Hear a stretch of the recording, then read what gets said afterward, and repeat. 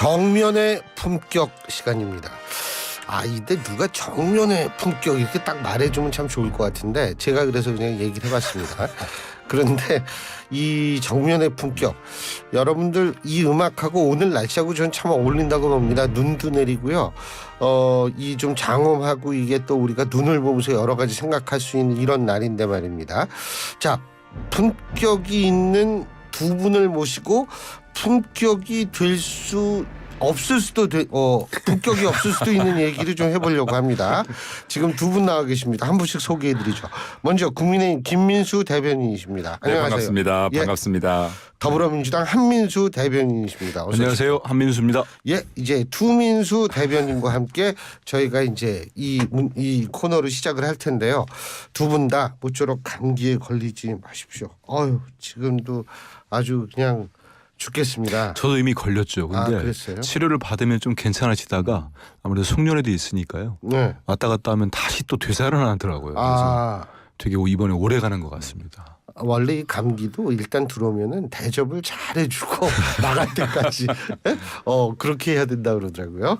예, 근데 진짜 이게 그게 다시 또 도질 수도 있는 거군요. 예, 조심하셔야 됩니다. 참 정말. 이제 우리가 얘기를 할 첫 번째 건 당연히 뭐 여러분 잘 아시겠지만 어젯밤 12시경에 연합 긴급 속보로 떴더라고요. 송영길 전 대표 구속이 됐습니다. 이거 일단 어떻게 보십니까? 먼저 김민수 대변인님. 일단 뭐 대한민국의 큰 정치인들이 이렇게 범죄 행위에 휘말려서 뭐 구속이 된다거나 하는 상황 자체는 참 바람직하지 않다라고는 봅니다. 네. 그리고 이제 뭐 담당 그 구속영장 실질검사 부장 판사가 유창훈 검사 지금 이제 이전에 이재명 대표 실질검사를 담당했던 판사와 동일한 판사인데요.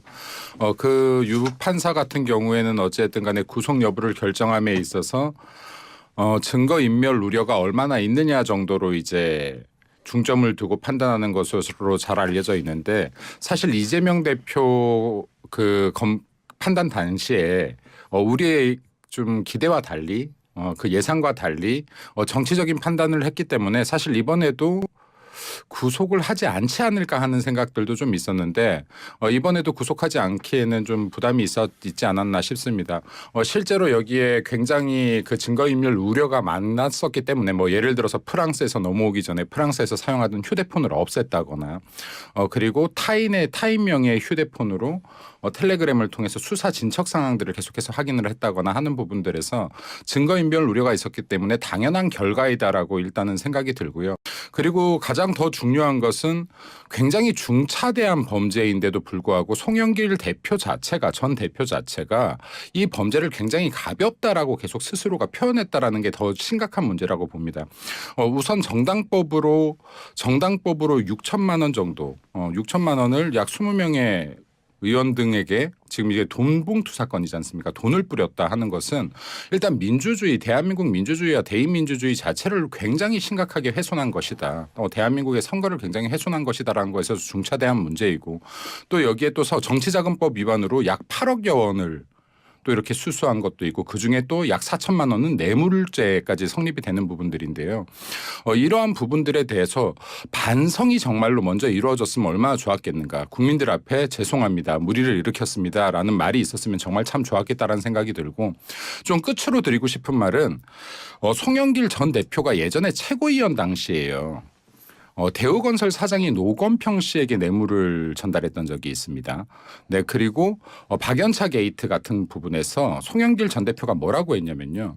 노무현 대통령이 어떠한 이유로 돈을 받았는지는 알 수 없지만 검찰의 수사는 그 어떠한 사람이든 대상이든 성역이 있어서 안 되고 철저하게 검사가 이루어져야 된다라고 이야기했던 게 송영길 대표입니다.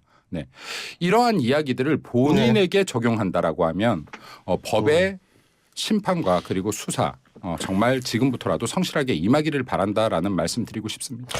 네. 당내 파장이 어떨 것 같습니까? 한민수 대변인님. 일단은 저는 같은 판사라고 아무래도 서울중앙지법이니까 영장실질심사 판사가 몇 번 안 되시잖아요. 전담 판사가. 그 이재명 대표 영장을 기각할 때는 그 여러 가지 사유가 있습니다만 소명이 안 됐다. 그 쉽게 말하면 검찰이 수사를 제대로 못했다는 거거든요. 이번에는 뭐 소명된 부분이 있고 증거인멸을 얘기했기 때문에 저는 지지자들이 여야를 다 떠나서 뭐 본인이 지지하시는 정치인이 기대와 다른 뭐 영장이 발부된다든지 기각되면은 그 비판을 할 수 있다고 봅니다. 하지만 거대 정당이나 공당들은 사법부를 더 이상 흔들면 안 돼요.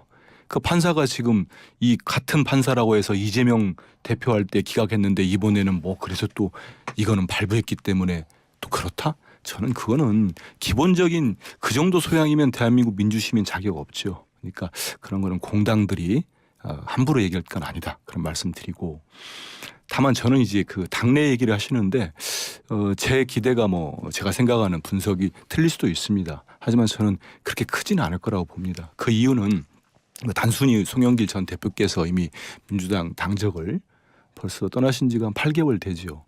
뭐 그런 측면을 떠나서 이미 녹아 있어서 검찰 수사가 저도 이제 좀 전에 우리 김 대변인께서 법 앞에 평등 얘기하면 아주 잘하신 말씀이에요. 그걸 우리 국민들이 많이 지금 머릿속에 들어 있습니다. 지금의 현 정부 검찰이 정말로 공명정대한 수사를 하느냐. 뭐 뒤에 가서 한동훈 장관 얘기할 때 또 하겠습니다만 거기에 대한 퀘션 마크, 의심을 우리 국민들이 많이 합니다. 그런 상황에서 이게 벌써 지난 4월에 프랑스 파리에서 들어올 때 당시 검찰발 기사들 한번 기억을 복기해 보십시오. 마치 도주한 것처럼 마구잡이로 기사를 써댔었어요. 안 들어오면 도망가는 것처럼. 당에서 바로 요청을 하고 조국 귀국을 요청했지요. 그 사이에 송영길 전 대표 저는 이 범죄 혐의가 입증되지 않거나 이 범죄 혐의가 재판에서 다루지 않은 상황에서 송 전 대표가 무죄다 아니면 지금 검찰의 주장대로 유죄다 이렇게 저는 예단할 수가 없습니다. 당연히 죄가 있으면 처벌받아야 되겠죠. 하지만 이제 본인은 다퉈보겠다고 하니까 충분히 무죄도 날 수 있다고 봅니다. 그래서 그건 사법적으로 가는 거고 다만 8개월 동안 송 전 대표는 본인이 자진 출석해서 조사받겠다고도 여러 차례 했습니다. 이제 총선이 한 120일도 안 남았습니다. 이제 뭐 하겠습니까? 송 전 대표 구속시켰으니 의원들은 거의 받지 않았다고 주장하고 있습니다만 벌써 검찰이 이번에 무슨 재판 과정에서 실명을 19명인가 공개했다는 거 아니겠습니까? 그분들은 제 주변에 계신 분들도 있는데 진짜 저는 사실이 아니랍니다. 그 300만 원인가 100만 원짜리 봉투를 본 적도 없다는 거예요. 근데 검찰은 이제 포토라인을 또 세우겠죠. 그게 언제겠습니까? 12월 말, 1월 달, 2월 달. 그 한 번씩 할 때마다 민주당에 이제 모욕감을 주고 민주당 이런 정당이나 공격하겠죠. 하지만 저는 이것들이 상당 부분 오염된 수사로 가고 있다. 만약에 홍준표 대구시장 말씀처럼 우리 검찰이 이게 거악이고 정말 특수부 검사들의 실력을 발휘했다면 홍 시장이 얘기하지 않습니까? 2달이면 끝내는 사건이다. 왜 윤석열 정부는 검찰이 정치를 하고 있느냐. 이런 저들의 주장이나 홍준표 대구시장 같은 국민의힘 소속의 이런 주장들이 상당히 설득력이 있다고 봐요. 그렇기 때문에 수사는 수사대로 하되 공정한 수사, 형평성 있는 수사, 제발 정치의 스케줄을 놓고 수사를 하는 듯한 그런 인상은 더 이상 국민들에게 저는 별로 이렇게 효과를 못 볼 거라고 봅니다. 네. 일단은 좀 사실 정정을 좀 하면요. 여기에 이재명 대표가 불구속됐던 거는 당시에 소명이 되지 않았다가 아니라 위증교사 같은 경우에 상당한 소명이 되나 현 야당 대표이기 때문에 증거 인멸 우려가 없다라고 판단된다라고 했습니다. 그러니까 이 범죄 사건은 상당히 소명된다라고 판결문에 적혀 있습니다. 거기 당시에. 그래서 이제 그때 당시에 구속이 되지 않았던 것들에 대해서 굉장히 논란이 됐던 이유는 박근혜 전 대통령이 구속 당시에는 7글자 적혀 있거든요. 예. 증거 인멸의 우려가 있음 10글자네요. 딱 10글자 적혀 있습니다. 네. 근데 굉장히 긴 분량의 판결이 적혀 있고 판결문 자체에 그리고 거기에 소명이 되나라는 표현들이 계속해서 반복적으로 나오고 있습니다. 찾아보셔야 되겠어요. 네네. 이 부분은 한번 다시 다릅니다. 확인을 꼭 한번 해봐 주시면 좋을 것 같아요. 저랑 한번 내기를 해도 좋을 것 같은데 사건이 두 가지로 있었는데 다툼의 여지가 있다. 네, 다툼의 여지가 있다. 말씀드리고 싶은데 확인하시고 얘기해요. 왜냐하면 두 가지가 있습니다. 위증교사 부분은 위증교사 부분의 여지는 상당히 소명이 되나 백현과 쌍방울에 대해서는 다툼의 여지가 있다라고 했었고 그럼요. 다툼의 여지가 있다는 표현이 범죄 혐의가 소명되지 않았다는 거기 때문에 두 건을 총 다뤘죠. 두 건을 총 다뤘는데 한 건에 대해서는 그 정도 되면은 이제 우리 김 대변인한테 반박을 더 하고 싶진 않은데 저도요. 그런데 그 검찰이 그 정도 2년 가까이 수사하고 판사로부터 다툼의 여지가 있다. 소명되지 않았다. 그 얘기거든요. 그건 검찰 출신의 국민의힘 의원들한테 물어봐도 똑같은 얘기를 들을 거예요. 검찰이 창피한 겁니다. 그러니까 제가 지금 뭐 이재명 대표 영장 기각 얘기를 하려는 게 아니고 한 같은 판사라지만 기각할 수도 있고 그 발부할 수 있는 겁니다. 그건 사법 그 법조인으로서 양심에 맡기 그마저도 정치권이 개입해가지고 이번에는 기각했는데 이번에는 발부했기 때문에 와 이번에 우리 편 들어줬다 이런 식의 정치적 접근하지 말자는 그런 얘기입니다. 그런 정치적 접근은 사실 민주당이 지금 하고 있다고 봐야죠. 왜냐하면 지금 민주당의 지지자들이 그때 당시에 판사 만세를 외쳤던 분들이 어제 어떻게 했습니까? 제 말씀은 지금 봤더니 그 판사가 괜찮은 판사인 줄 알았는데 이런 판사였냐 하면서 지금 탄핵 이야기까지 했던 게 제가 지금 민주당 말씀드리고 싶은 거는 지지자들인데요. 지지자들이 네. 네티즌들이나 지지자들은 저는 네. 그거에 대해서는 그래서 뭐라고 할 수 없다고 봅니다. 이 제가 말씀드린 건 부분에- 유창훈 판사에 대해서 당시 영장 기각됐을 때 국민의힘의 지도부가 네. 모두 나와가지고 공격을 했다. 그거는 반성해야 된다는 지점이다. 그런 말씀을 드린 겁니다. 네, 뭐 이 오케이. 부분은 네. 시간 한계가 있을 테니까 네. 패스하겠습니다. 그리고 예. 네. 뭐 오케이. 네. 그럼 딴 얘기 이제 딴 얘기 하시죠. 한동훈 장관 얘기. 예? 네. 한동훈 장관 얘기. 어떻게 그 한동훈 장관 되는 거죠? 비대위원장. 아직 뭐 확정할 수 있겠습니까? 여기 정치라는 것이 뭐 말 그대로 생물인데 뭐 오늘 다루고 내일 다룰 수 있는데 여튼 지금 현재 분위기로서는 한동훈 장관이 주로 거론되고 있다 이렇게 보시면 될 것 같습니다. 네. 네. 근데 한동훈 장관이 되면 민주당이 기분 좋아요? 뭐 한나 땡 이런 얘기하는 거요. 근데 네. 저는 그 각자 또 판단이 다를 거고 하는데 오늘 한장관께서 이제 국회 오셔서 기자들 질문 한 7분 정도 받으시더라고요. 근데 거기에서 무슨 길도 처음에는 다니지 않을 땐 길이 아니었다 이런 말씀하시는 거 보고 뭐 경험 얘기 이런 거 할 때는 저는 이미 이제 비대위원장을 하겠다는 생각이 굳은 것 같아요. 근데 예. 오늘의 저는 그 기자 이 질문 긴 시간 동안에 좀 우리 당에서 왜 그런 시각이 나오는지가 들어있다고 봅니다. 간단하게 말씀드리면 김건희 여사 특검법에 대해서 악법이라는 표현을 썼습니다. 그리고 저 이제 김건희 여사가 명품 가방 디오를 수수했다는 의혹에 대해선 이거는 이제 몰카 공작이라는 표현을 썼지요. 저는 물론 그 언론사 인터넷 언론사가 취재하는 방식이 옳았다고 생각하지 않습니다. 그 함정 취재, 유장 취재. 기자 오래 하셨으니까. 그럼요. 거기에 대해서는 그 언론사도 밝혔지만은 처벌을 저는 받아야 될 거라고 봅니다. 하지만 지금 모든 국민들이 분노를 하고 대통령과 대통령실에 김 여사에 요구하는 거는 뭔가 입장을 밝히라는 겁니다. 왜 그 영상에 나와 있는 그 가방을 받았는지 받았다는 의혹이 나오는지 그 이전에도 무슨 고가의 또 명품 화장품을 받았다고 그 목사가 주장하는데 왜 그 입장이 뭔지를 밝히라는 겁니다. 근데 한동훈 장관께서 오늘 나와가지고는 저런 말씀을 하면서 또 민주당 공격을 하며 또 기자가 묻는데 그런 얘기를 하더라고요. 명품 수수혹을 물어보니까 민주당이 자꾸 그런 거 물어보라고 시키던데요. 전 그 얘기를 하는 순간 무슨 느낌이 들었냐면은 야 이제 한동훈의 그 영리하신 분인데 화려한 말장난도 끝이 보이기 시작하는구나. 저게 본인이 쫄리면은 저도 기자 뭐 25년 하지 않습니까? 기자 질문에 그런 반응이 나올 때는 본인의 심리적 상태가 불안정하면 나옵니다. 그래서 저는 지금의 오늘 보였던 태도가 뭐 꼭 끝까지 갈지 모르겠어요. 하지만 지금 태도로 김건희 여사 특검법과 이런저런 온갖 뭐 이렇게 악재라고 할 수 있는 거에 이런 식으로 대응을 한다면 본인들 지지층 대통령 좋아하시는 분들은 환호성을 올릴지 몰라도 과연 중도층과 이 수도권의 표심을 한동훈 비대위원장이 담아낼 수 있을까?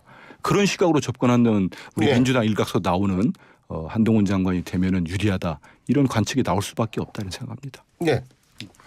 일단 아직 확정된 것은 아니지만 여러 좋은 분들이 거론되고 있는데 저는 그때도 한번 동방송에 나와서 같은 이야기를 했었습니다. 저는 원칙적으로 비대위를 찬성했던 사람은 아닙니다. 왜냐하면 비대위의 성공 확률이 굉장히 낮기 때문입니다. 여나 야나.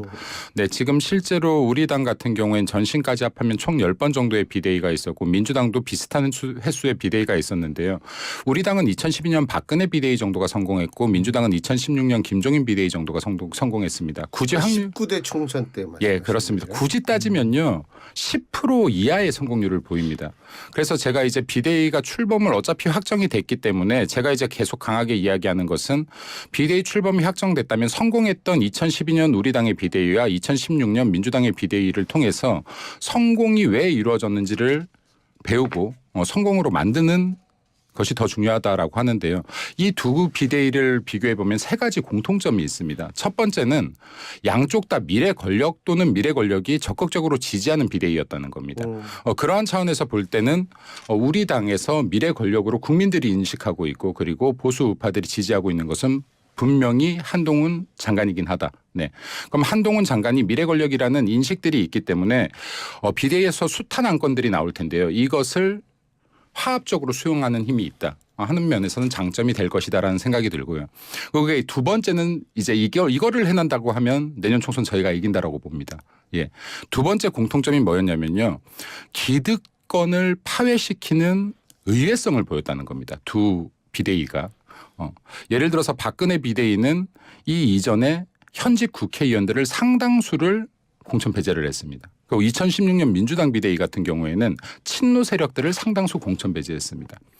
그래서 굉장한 의외성을 국민들에게 보이고 참신한 인물들을 굉장히 많이 영입했는데 이것을 만약에 한동훈 장관이 한다라고 하면 국민들은 굉장히 큰 의외성을 느낄 것이고 이러한 것들이 바람을 일으킬 것이다라는 생각은 있습니다.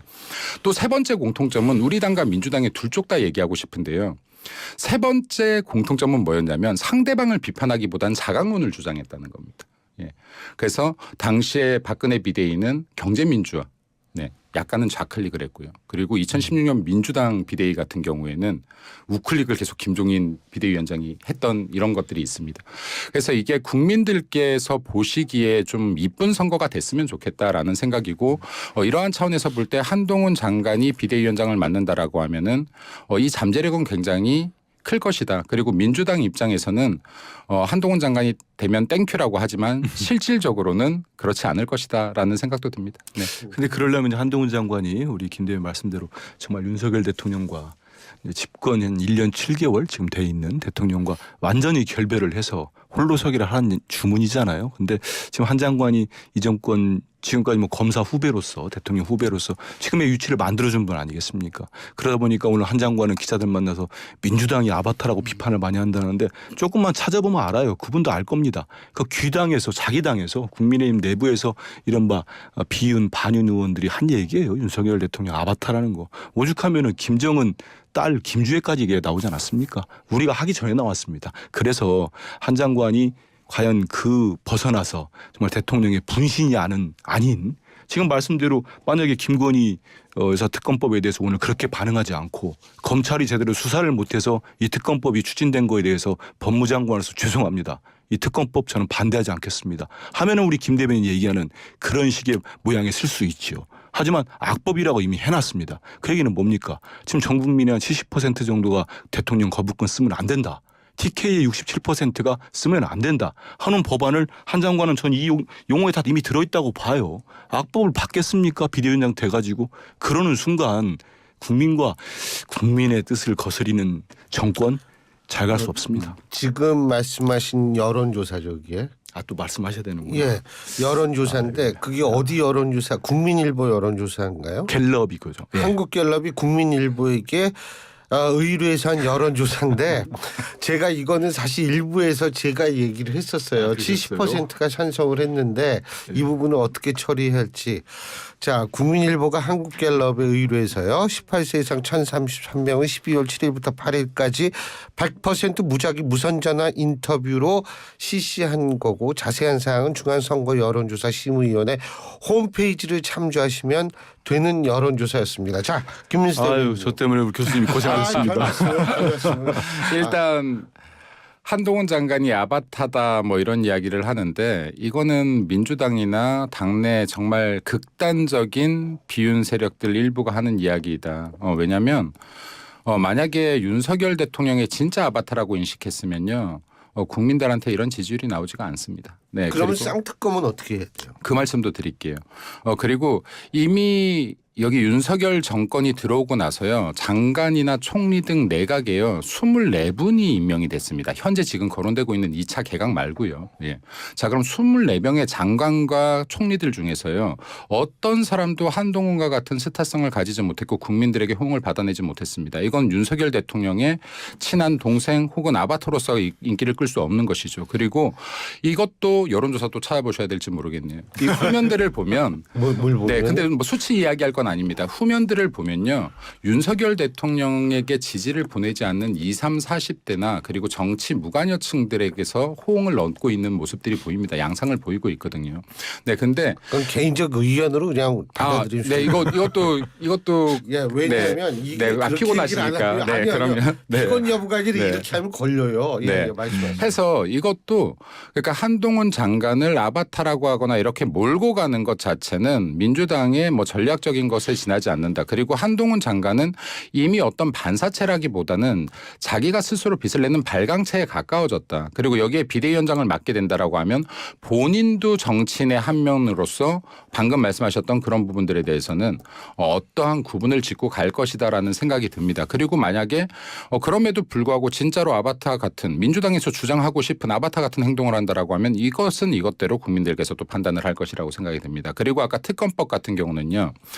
이거 민주당 내에서요. 민주당 정권 당시에 이미 탈탈 털어서 수사했던 건입니다. 네. 아니 웃으시면 안 돼요. 그건 아닙니다. 아니요. 탈탈 털어서 수사했던 건이고요. 그 담당 검사들이 이게 혐의 없다라고 이걸 내려고 했어요. 그런데 거기에 담당 검사가 이거 받지를 않았던 건입니다. 이거 민주당 정권 2년 내내 탈탈 떨어서도 안 나왔던 건이에요. 자, 그럼 이거 왜 수사 종결을 짓지 않고 이때까지 끌고 와서 지금 이 시점에 특검을 주장하는 것이냐? 민주당 정권 당시에 민주당의 법무부 장관과 민주당의 검사들 하에서도 털어내지 못했던 것, 혐의 하나도 발견하지 못했던 것을 왜 이제까지 끌고 와서 종결을 짓지 않고 이것을 특검으로 가려고 하는 것이냐 하는 부분 일단 말씀드리고요. 특검은 여와 야가 합의를 해서 해야 되는 건데 정말로 이거 헌정사상 거의 최초죠 이거. 예, 패스트트랙 태워가지고 지금 이거 특검을 진행합니다. 그럼 이거 특검 검사들 누가 임명합니까? 이거 지금 현재 변호사들 중에서 이것조차도 독소조항으로 정의당과 민주당이 검사들 지명하게 만들어놨습니다. 그리고 이거 대선 전에 이거 결과 나옵니까? 절대 결과 나오지 않습니다. 민주당에서 정말로 정치적으로 이러한 제도와 법을 이용해서 선거에서 어떻게 꽃놀이패로 활용해보자 이 이상 이하도 아니라는 것 이거 국민들도 아실 것인데요. 예. 이러한 부분들을 제가 마지막으로 드리고 싶은 말씀 무엇이냐면 정말로 대한민국에 아까 계속해서 예. 뭐 좀 더 논의 시간이 길다면 아까 그 얘기도 다시 하고 싶지만 송영길 전 대표 관계된 것도 6초 남았습니다. 네, 법과 제도를 악용하지 말자 제가 하는 할 말씀 시간 드리고 싶습니다. 없습니까? 네. 예, 1초. 네. 간단하게. 1초요? 예. 네, 김건희 여사 수사는 윤석열 대통령이 서울중앙지검장과 검찰총장을 할 때 이루어지지 않고요. 예. 김호수 총장 들어서 수사가 막 시작을 했고 알겠습니다. 그렇게 자신 있으면 예. 그 숱하게 논의할 시간에 그 수사를 논의를 하게 하기 위해서 네. 국민들이 자, 다 아는 진짜 얘기인데 끝나야 돼요. 네, 그렇게 자, 하시면 다음 주에 또 말씀하세요. 저희 너무 시간이 짧네요. 오늘 이거 예. 국민이 속지 않습니다. 네. 자, 오늘 두 분 말씀 여기까지 듣죠. 고맙습니다. 네, 감사합니다. 감사합니다. 네. 예, 지금까지 국민의힘 김민수 대변인, 더불어민주당 한민수 대변인 두 분과 함께했습니다.